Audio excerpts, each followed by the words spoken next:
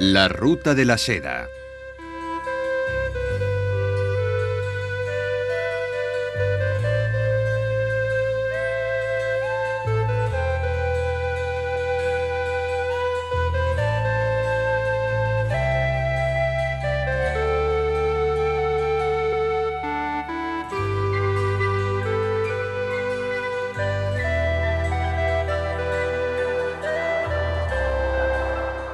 El Castillo Oscuro.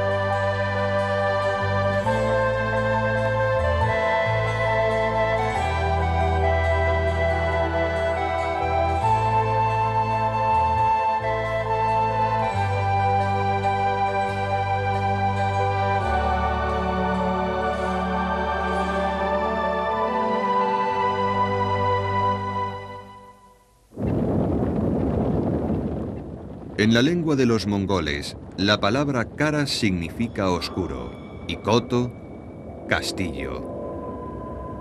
El oscuro castillo de Karakoto se levantaba sobre la Ruta de la Seda, pero fue destruido por el terrible Genghis Khan, y con él desaparecieron todos los habitantes de la región. Eran los llamados Tangut, y el reino donde vivían, Xixie.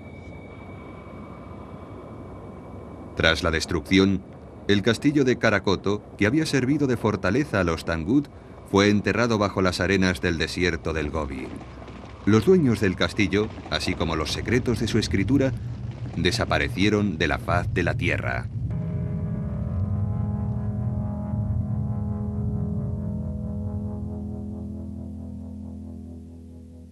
Nuestro viaje hacia Karakoto comienza en Jiuchang, un oasis de la Ruta de la Seda, cerca de las montañas de Qilian.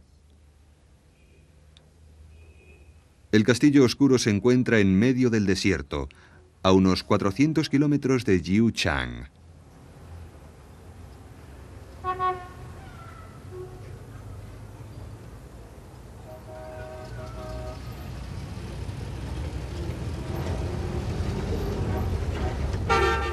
La expedición se pone en marcha a primeros de abril.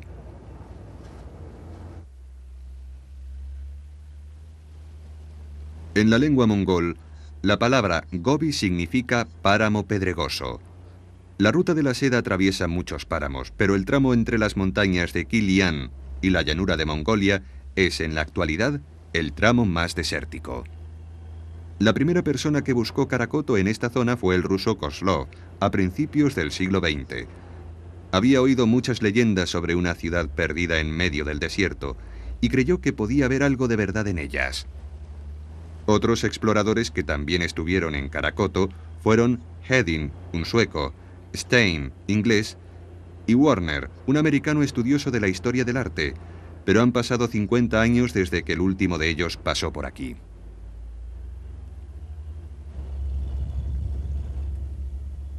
Nos acompañan tanto arqueólogos chinos como japoneses.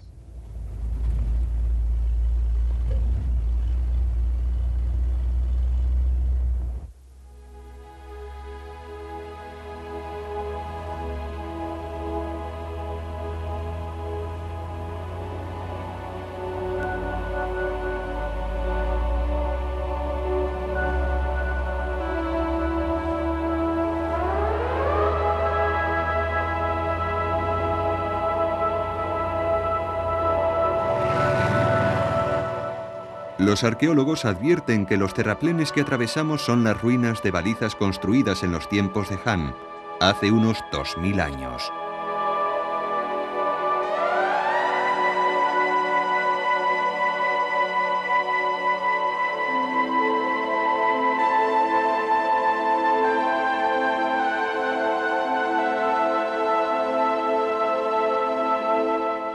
Este es el río Egina, que se nutre del deshielo de las montañas Qilian. Hace unos 2000 años, el camino que conectaba Jiuchang y Karakoto, atravesando este río, fue escenario de muchas batallas entre los hunos, nómadas salvajes, y los soldados chinos que debían mantener segura la ruta de la seda para los viajeros. A lo largo del río, los chinos construyeron una serie de fortificaciones extendiendo su línea de defensa hacia el norte. Karakoto era el punto más septentrional de esta línea defensiva. Estas estatuas de soldados a caballo y carros de guerra fueron descubiertas en unas excavaciones cercanas a Jiuchang y representan a miembros del ejército chino. En aquel tiempo, los soldados fronterizos tenían orígenes muy diversos: soldados profesionales, campesinos reclutados en el interior de China e incluso convictos, se unían para defender esta lejana frontera.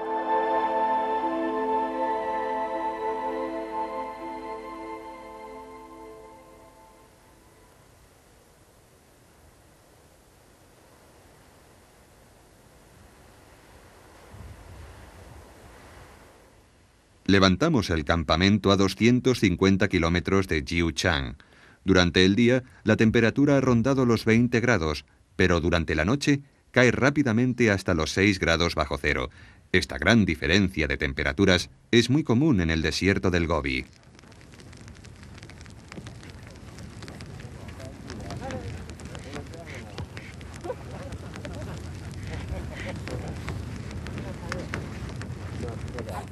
Hemos encontrado la pezuña reseca de un camello, sin signo alguno de descomposición. Quizás fue abatido por los lobos, no podemos saberlo. En esta zona, las precipitaciones anuales son solo de unos 37 milímetros y la evaporación es capaz de secar 100 veces esa cantidad de lluvia.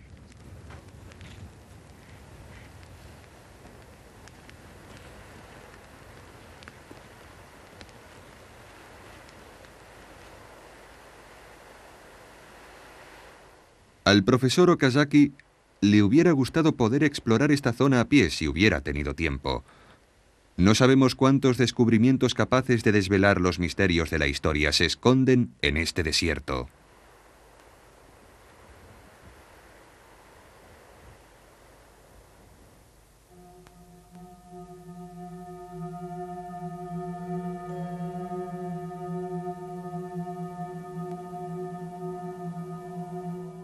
El Museo Hermitage de Moscú guarda una pintura budista descubierta en Karakoto por Kozlov a principios de siglo.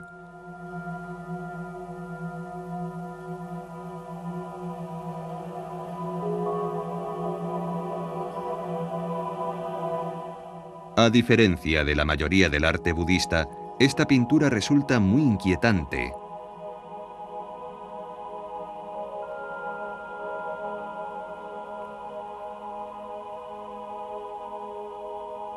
Los Tangut, fundadores del reino de Xixi, que realizaron esta pintura, pudieron tener orígenes tibetanos.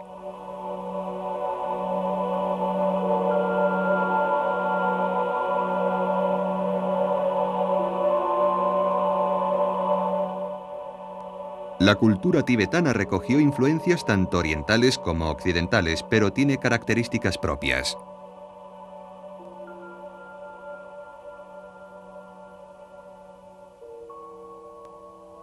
Los Tangut tenían su propia escritura basada en los caracteres chinos y eran budistas.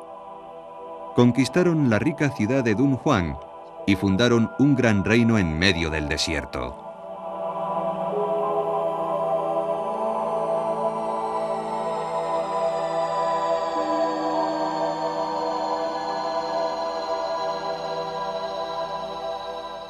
En la segunda jornada, hacia el mediodía, atravesamos un extraño lugar cubierto de afilados guijarros negros.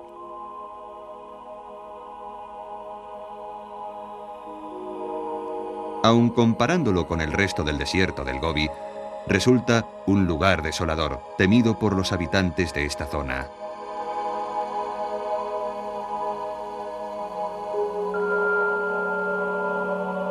En medio del desierto, Xixie prosperó como etapa en la ruta comercial que unía el este y el oeste. Sin embargo, esta prosperidad solo duró 200 años. En el siglo XIII la ciudad se desvaneció. No sabemos nada de lo que fue de los Tangut, de quienes los gobernaban o de sus descendientes.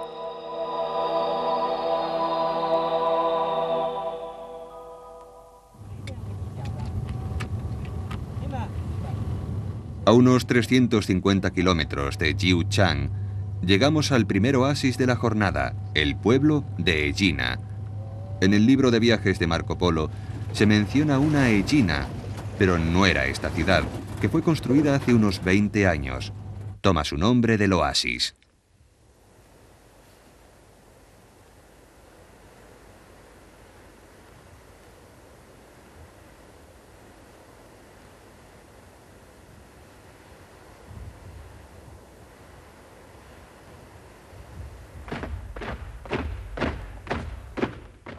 Aquí se aloja una guarnición del ejército chino que vigila la frontera. Estamos muy cerca de Mongolia y hoy, como ayer, esta es la línea de defensa más septentrional de China.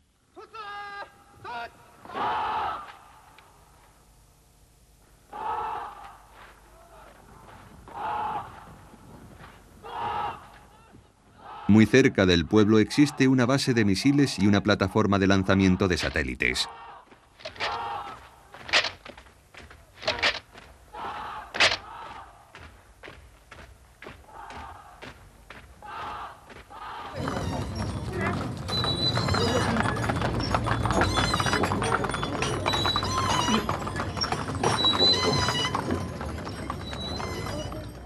A mediodía, el oasis está lleno de gente que vuelve a su casa para comer.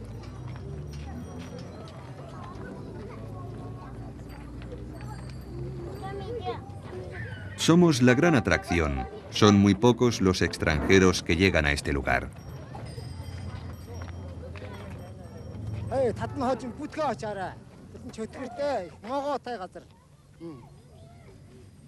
Mucha gente intenta persuadirnos de que nos sigamos. Conocen todo acerca de Karakoto y ni en sueños se acercarían allí. Dicen que no hay agua, que pasaron cosas terribles en el pasado y que podrían pasar de nuevo. Piensan que estamos locos al querer acercarnos a ese lugar.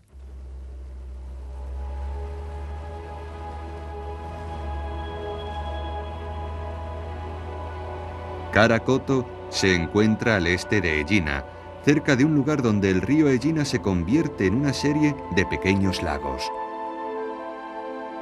Una de estas lagunas, Tien-e, abastece de agua y de pasto a los camellos mongoles.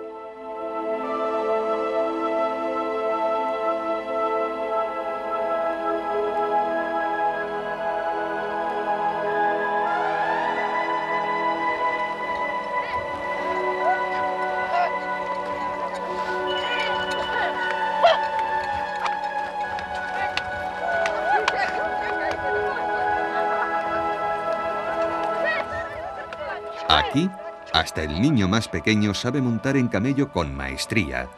Esta manada de 500 camellos está a cargo de 3 familias. Para la gente que vive en el Gobi, los camellos son indispensables.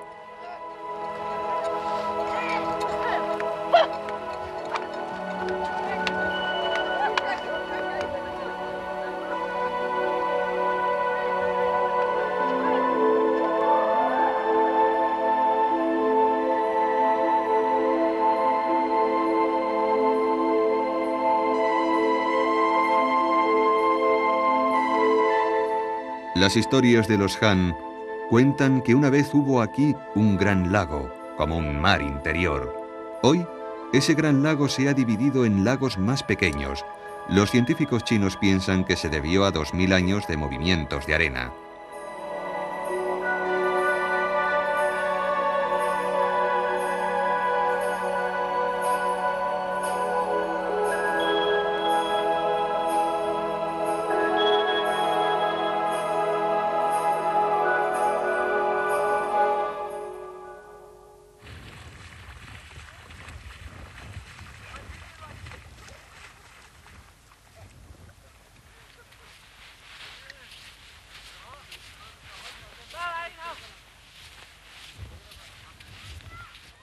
Al borde del lago entramos en una tienda comunal perteneciente a la tribu de los Tolgut. Los Tolgut son mongoles que llegaron hace unos 300 años desde Xinjiang, una región situada muy lejos al oeste, y se establecieron aquí. Crían cabras, ovejas y camellos, y cada 6 meses se desplazan en busca de nuevos pastos. Cuando encuentran un buen lugar, plantan sus tiendas y se establecen de nuevo, pero siempre permanecen en un radio de unos 500 kilómetros. Esta familia cuida de un rebaño de unas 300 ovejas y cabras, pero solo es dueña de unas 40. El resto son propiedad de la comunidad. Cuantas más cuidan, más se les paga. Confeccionan una bebida alcohólica a base de leche de yegua llamada kumis. Primero se fermenta la leche y después se calienta en una estufa. Después se coloca sobre la leche un cilindro de madera, hueco y abierto por ambos lados.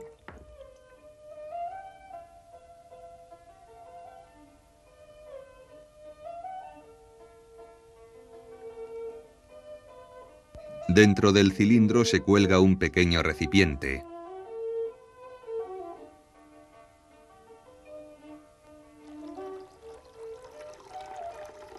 Sobre el cilindro se coloca un segundo recipiente que se llena con agua fría. El alcohol que contiene la leche se condensa en la pared del recipiente de agua fría y cae dentro del recipiente más pequeño. Esta es una forma de destilarlo.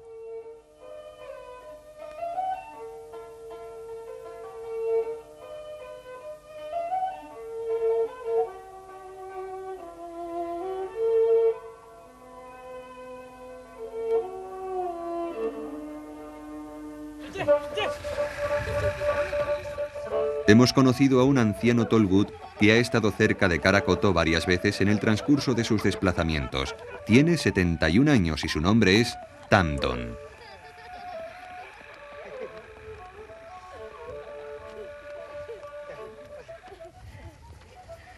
Acepta ser nuestro guía, pero solo si no tiene que entrar en el castillo.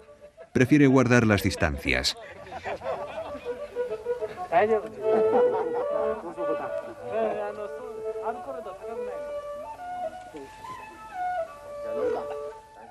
Nos sirve el kumis en copas de plata. Su gusto es algo rancio, pero no queremos herir el amor propio del anciano.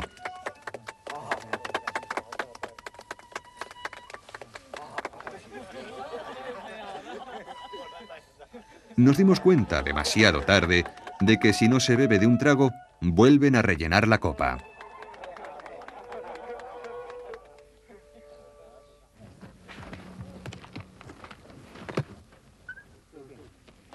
En el pueblo de Narnborg alquilamos 33 camellos. En total, nuestro equipo, el agua, los víveres y lo demás pesa más de 1 tonelada.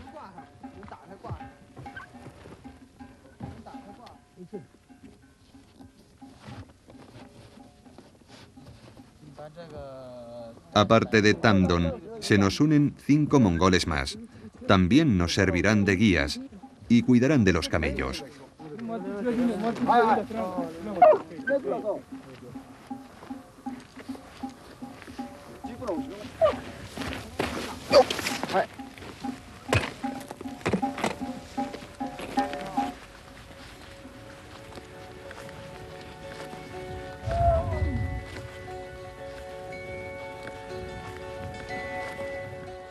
Estamos a unos 50 kilómetros de Karakoto y los camellos pueden viajar unos 35 kilómetros diarios.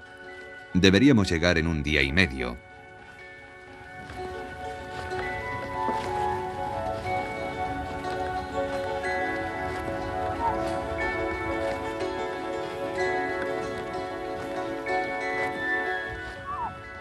Sobre un camello se tiene una excelente vista panorámica y hay un buen espacio para sentarse, así que nuestra primera experiencia de viaje en camello resulta muy satisfactoria al principio.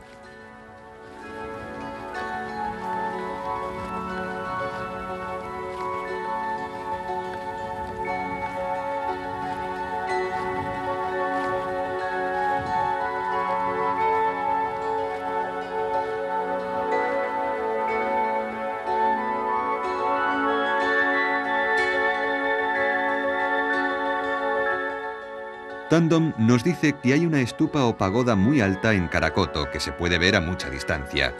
Esto podría darnos un punto de referencia para llegar.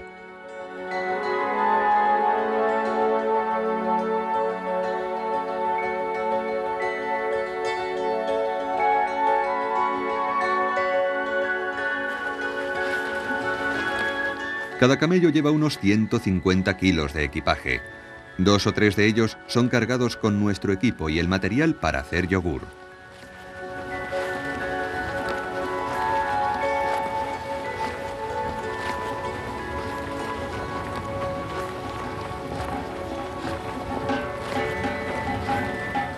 Antes que nosotros, este camino fue transitado por los mercaderes de la Ruta de la Seda cargados de piedras preciosas y artículos de lujo.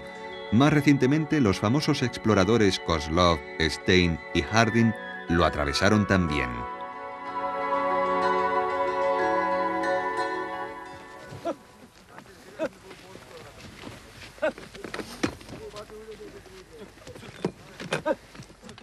Pronto tenemos que parar. 2 horas sobre un camello es mucho más de lo que podemos soportar.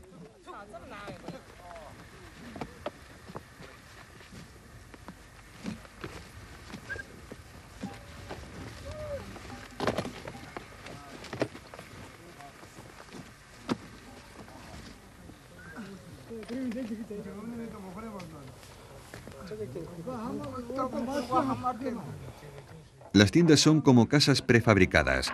La estructura básica está hecha de madera de tamariz, un tipo de sauce que crece en el desierto.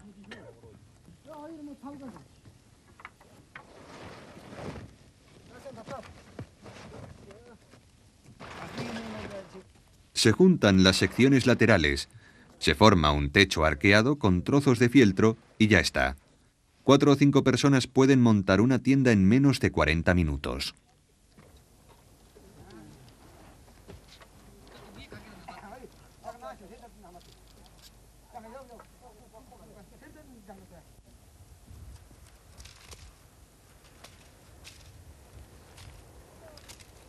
Los camellos comen cualquier cosa, incluso los espesos arbustos que crecen en el desierto. Se sabe que han habido camellos que han viajado durante 72 días sin agua.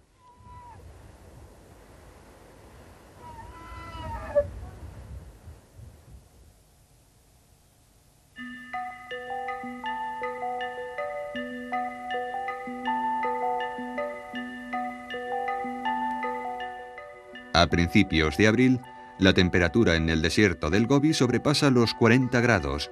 El aire caliente parece brillar y por doquier se observan espejismos. Incluso cuando sopla el viento, el aire es tan seco que te quema la piel.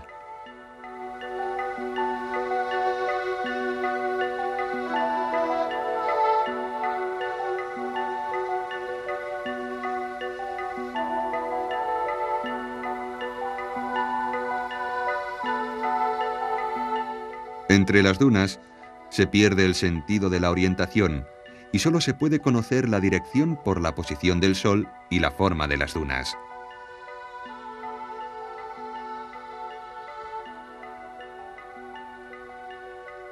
Aquí el viento sopla del noroeste, así que la parte más abrupta de las dunas se orienta hacia el suroeste. Las dunas se suceden sin interrupción. Este tipo de terreno fatiga mucho a los camellos y para no forzarlos demasiado, Tamdon, el jefe de la caravana, mantiene su velocidad a 3 kilómetros a la hora.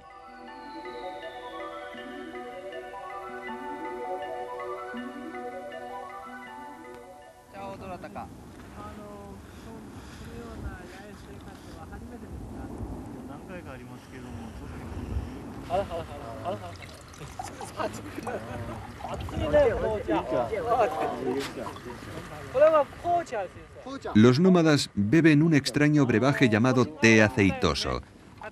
Está hecho añadiendo al agua caliente no hojas de té, sino una mezcla de harina y grasa de oveja. No tiene un sabor fácil de aceptar, pero nos mantiene calientes.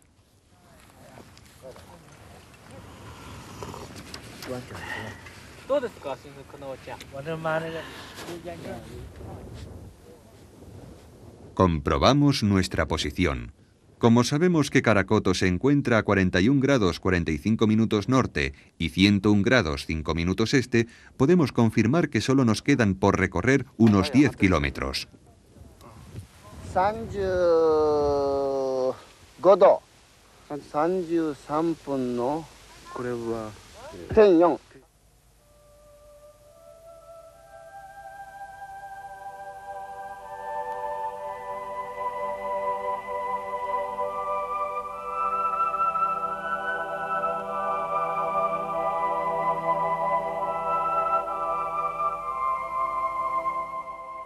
A medida que progresamos, nuestros ojos buscan con más ansiedad la estupa que indica nuestro destino.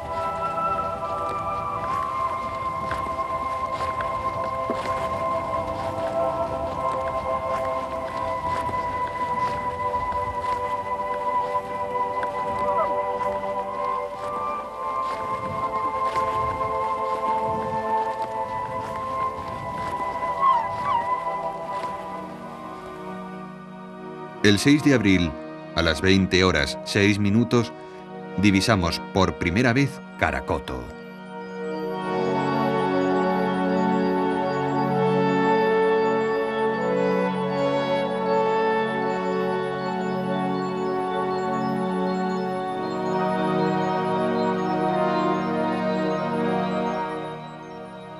La silueta de la estupa destaca claramente contra el cielo que oscurece.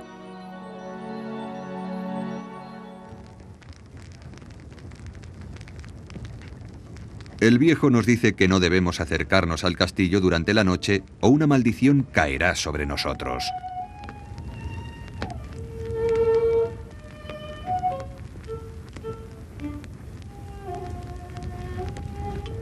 Se sienta a tocar un instrumento musical y comienza a contarnos la historia de Caracoto, como ha sido transmitida desde hace muchos siglos.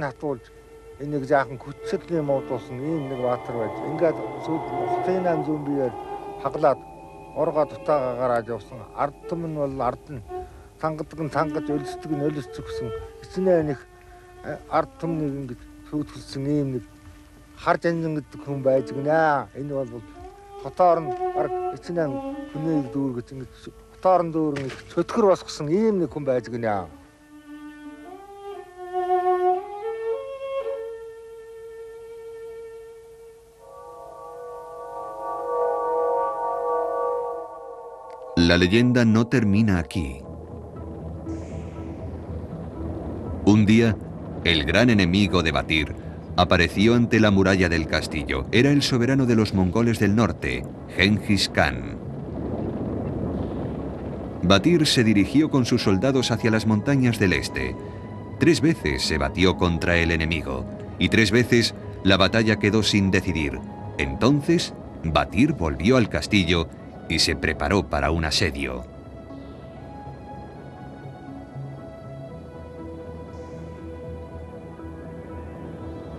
Las murallas fueron atacadas sin éxito una y otra vez. Los soldados de Batir rompieron las ruedas de sus molinos y con ellas hicieron proyectiles que lanzaban al enemigo.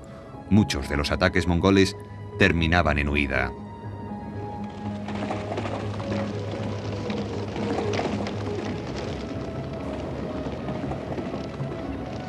Entonces Genghis Khan elaboró un plan. Decidió secar el río que atravesaba el castillo. Hizo llenar sus carros de arena y cambió el curso del río hacia el oeste.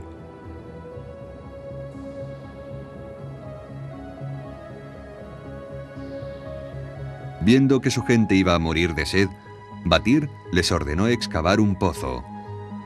Perforaron la esquina oeste de la ciudadela hasta una profundidad de 250 metros, pero no encontraron ni una gota de agua. Entonces Batir comprendió que el final estaba cerca.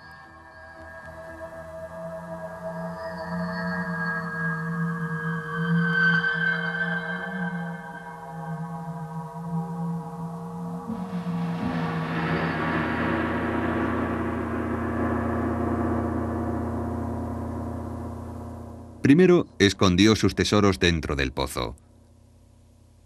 Después mató a su esposa y a todos sus hijos con sus propias manos, porque no quería que cayeran en poder del enemigo.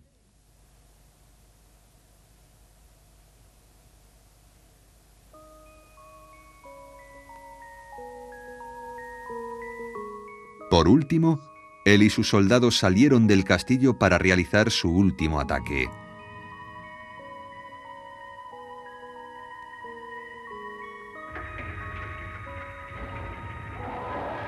En su último suspiro, Batir maldijo al enemigo.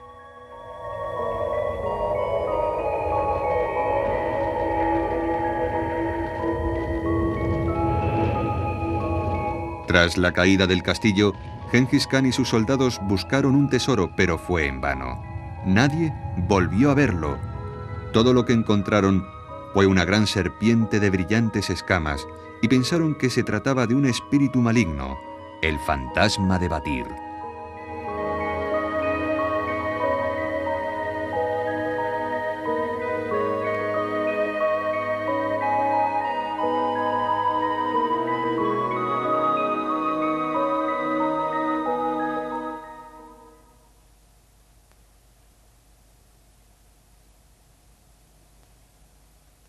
Con los primeros rayos del sol, montamos y nos dirigimos hacia el castillo. Somos sus primeros visitantes en el último medio siglo.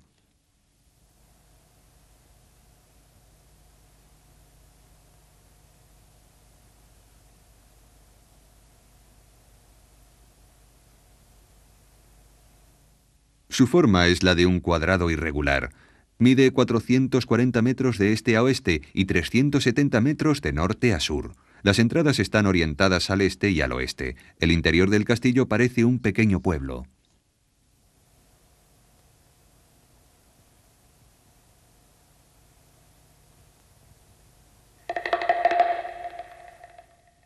Por doquier se observan huellas de edificaciones y hay ruinas de grandes templos. Es obvio que sus habitantes eran devotos budistas.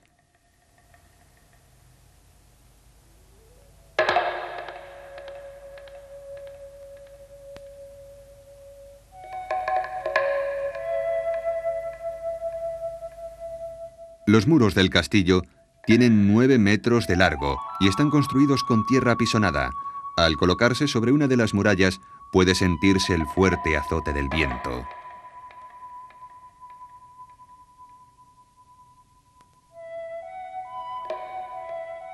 La estupa está situada en la esquina noroeste. Se levanta 18 metros sobre el castillo. Parece un ejemplo perfecto de arquitectura tibetana.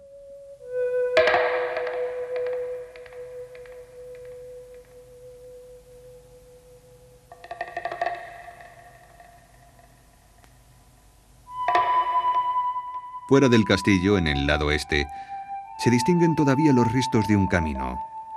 A través de esta calzada que bordea el castillo, debieron pasar muchas caravanas, anunciadas por el tintineo de las campanillas de los camellos.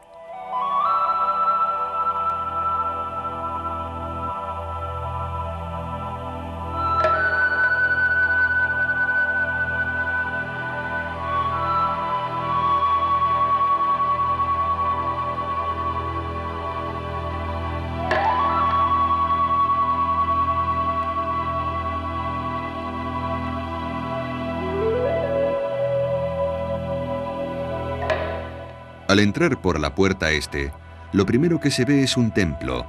Es fácil imaginar a sacerdotes y soldados yendo de un lado para otro, saludándose en la lengua de Xiexie. Hoy no quedan sino los restos de cerámica rota.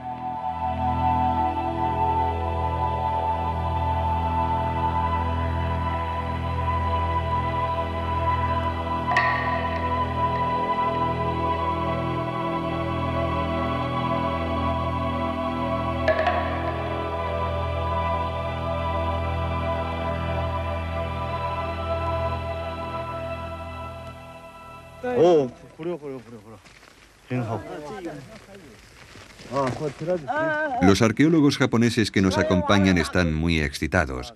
Nunca esperaron ver tantas antiguas reliquias simplemente esparcidas por el suelo.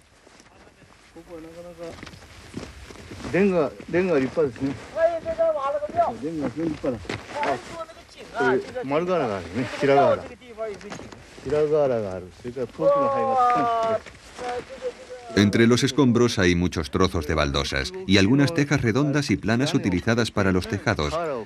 El profesor Okazaki nos dice que esta es la prueba de que se trata de las ruinas de un templo budista y que su arquitectura está influida por el arte chino.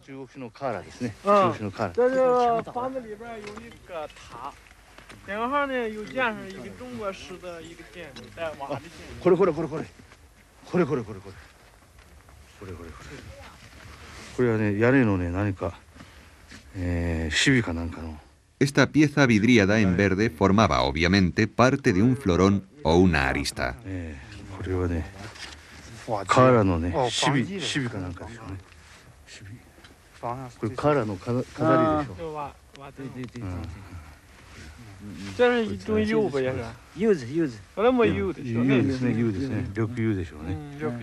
Esta baldosa tiene forma de demonio y servía para proteger al templo de los espíritus diabólicos.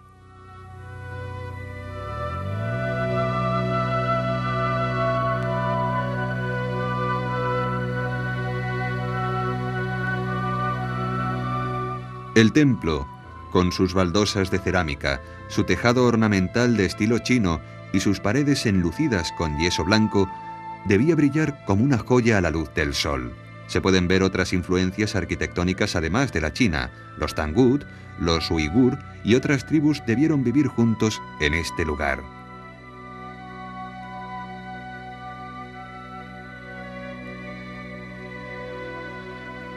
Parece que la parte norte del patio del castillo estaba reservada a los templos y a los cargos públicos, mientras que la parte sur se destinaba a las casas de la gente corriente. En esa parte no existen restos de cerámica, ni siquiera de enlucido.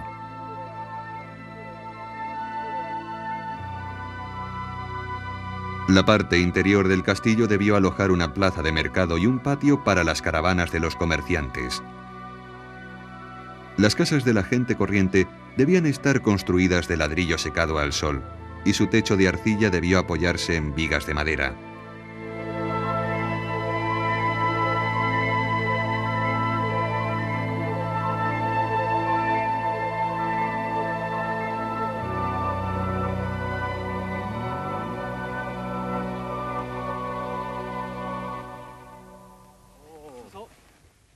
Para sorpresa de todos, hemos encontrado un fragmento de seda. El profesor Okazaki no cabe en sí de alegría. ¡Seda! ¡Es seda! Eso es todo lo que puede articular.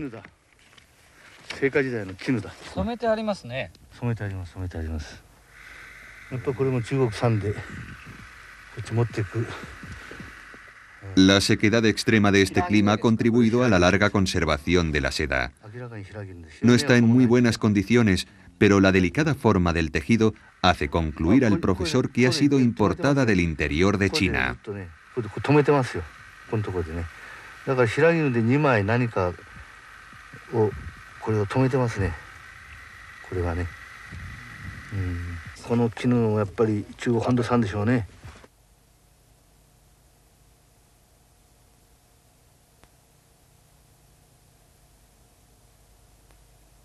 A menudo podemos saber la edad aproximada de los peines de madera por la forma de sus curvas. Este fue hecho por los Tangut.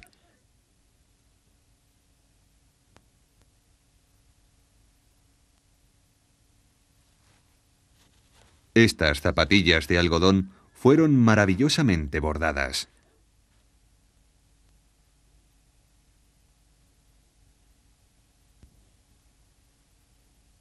Una vez establecido su reino, los Tangut adoptaron muchas costumbres chinas, por ejemplo, el uso de botones como este.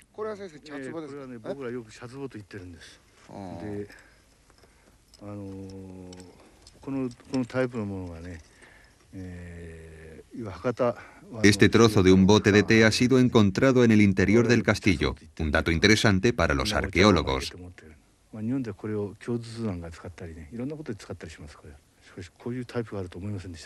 Estos examinan cuidadosamente el fragmento, ya que también se han encontrado botes de té como este en Kyushu, al sudoeste de Japón. Es evidente que el té debió ser un importante objeto de comercio y que Karakoto debió comerciar con él.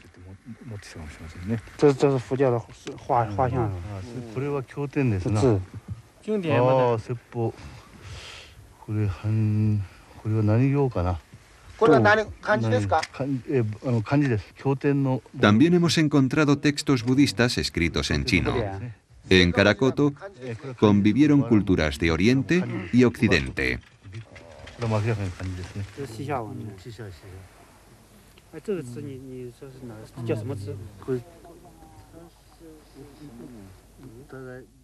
Además encontramos fragmentos de papel escritos en caracteres Xixie, lengua que no ha sido completamente descifrada todavía. Quizás alguna de estas inscripciones puedan ayudar a conseguirlo.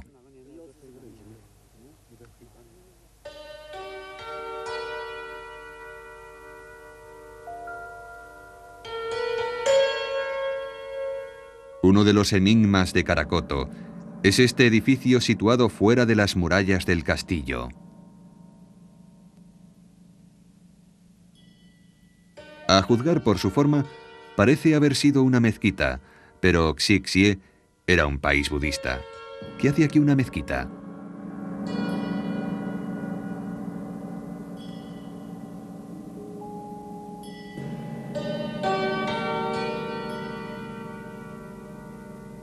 Quizás hubiera musulmanes entre los súbditos de los Tangut. Quizás consideraron el interior del castillo como profano y construyeron su mezquita fuera de él.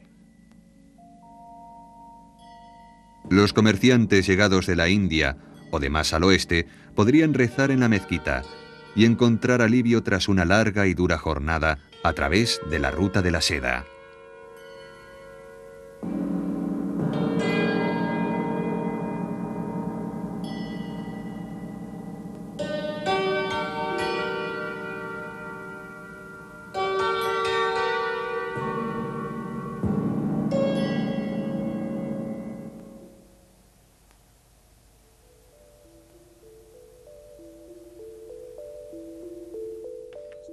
Pero lo que más nos ha impresionado ha sido un descubrimiento realizado en la base de la estupa del noroeste, una torre memorial de unos 2 metros de alto.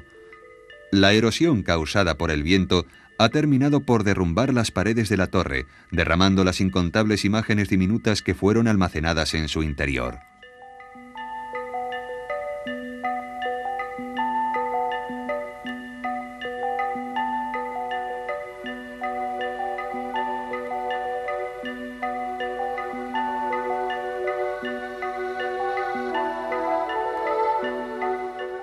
Están hechas en serie con escayola.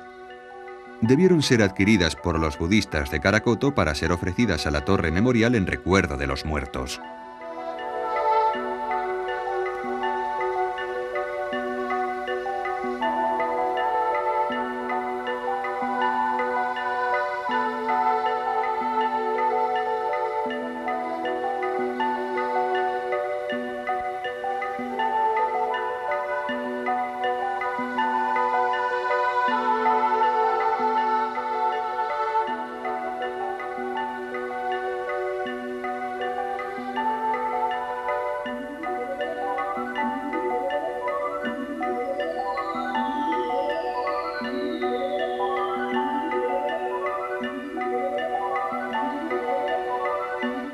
Tomamos unas cuantas para los museos chinos, pero dejamos el resto exactamente donde las encontramos.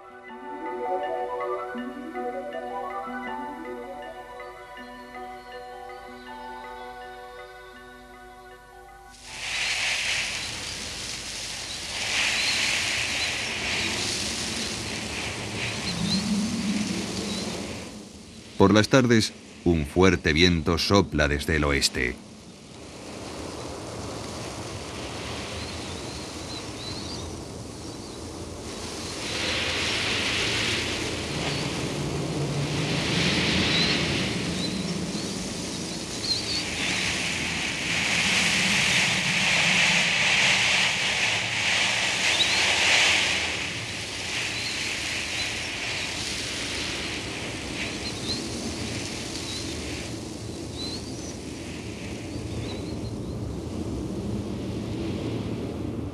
Los arroyos de arena se asemejan a los sinuosos movimientos de la legendaria serpiente que guarda el tesoro de Caracoto.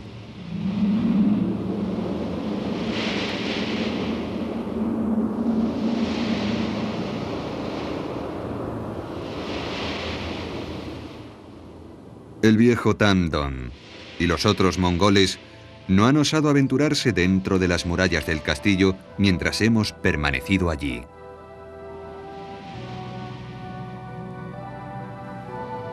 Una vez más, la arena sopla contra los muros, cubriendo con un velo el legendario castillo oscuro de Caracoto.